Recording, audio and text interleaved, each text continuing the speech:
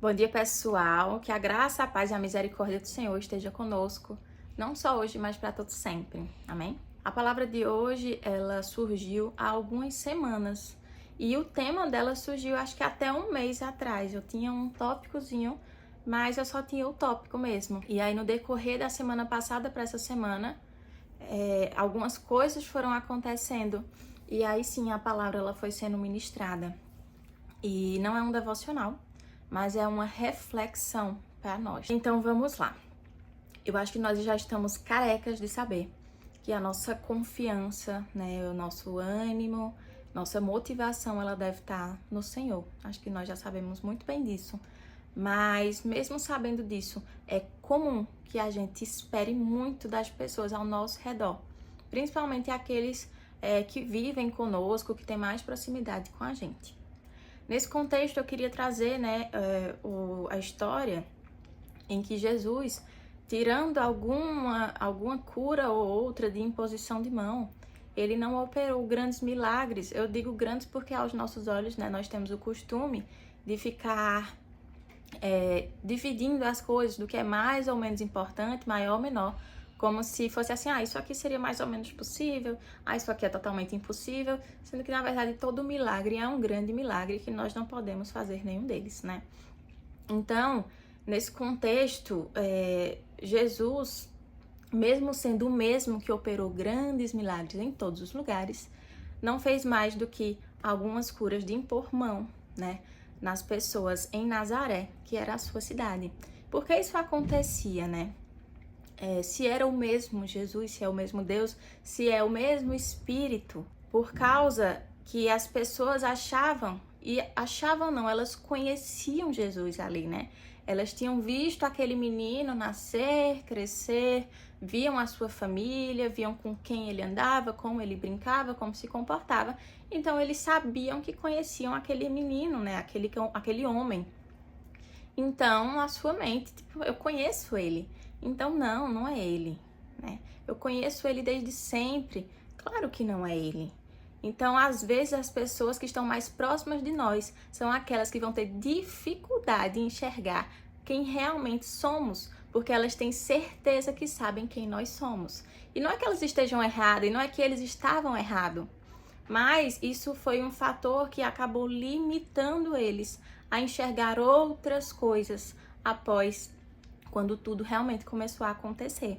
Em sua jornada, é comum que você vá se frustrar, se chatear, se entristecer com as pessoas próximas a você, que você acha que são as pessoas que mais vão acreditar, né, que mais vão pegar junto com você.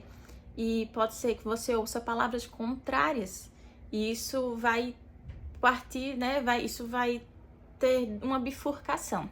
Ou vai fazer você perceber que, na verdade, só Deus importa, só o Senhor importa, e que só o que você sabe da intimidade com vocês é suficiente, por mais que a gente saiba, né, que é o mesmo Espírito, né, em quem acredita, é o mesmo Espírito operando, mas não necessariamente as revelações vão ser as mesmas, as crenças, né, o acesso a algumas informações vão ser as mesmas, até porque o próprio Senhor pede para que a gente oculte algumas coisas e fique apenas entre nós, né, entre a nossa intimidade.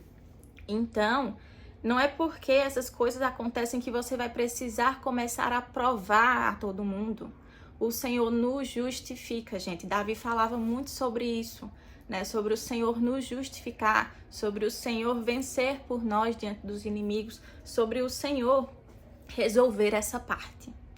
Então, quando isso acontecer com você, porque muito provavelmente vai na sua caminhada, é importante que você procure essa bifurcação que eu falei, que é a de se pegar a quem temos que nos apegar, a dar justificativa a quem nós realmente devemos dar justificativa, por mais que a gente tenha o costume, o hábito muitas vezes, de ter, né, essa relação com as pessoas ao nosso redor, de nos justificar, de nos explicar.